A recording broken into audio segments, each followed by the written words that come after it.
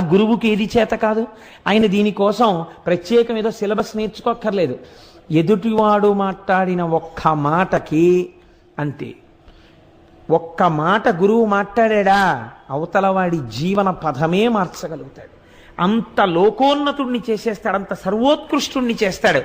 తాను ఇప్పటి వరకు ఏది ఉత్కృష్టత అనుకుంటున్నాడో దాని నుంచి తిప్పి అసలైనటువంటి పదం ఏదో, ఏ పదం వైపుకి వెళ్ళాలో ఆ పదం వైపుకి గురువు తిప్పగలడు.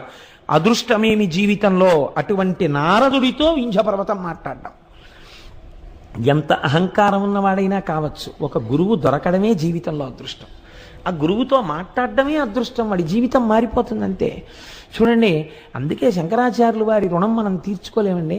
శంకరులు అందుకే అంటారు, మనుష్యత్వం ముముక్షత్వం మహాపురుష సమాశ్రయ. మహాపురుషుడు ఒకడు జీవితంలో తటస్థపడడం, ఆయనతో మాట్లాడగలగడం, ఆయన ఒక ప్రశ్న వేసి జవాబు తెలుసుకోగలగడం, ఆయన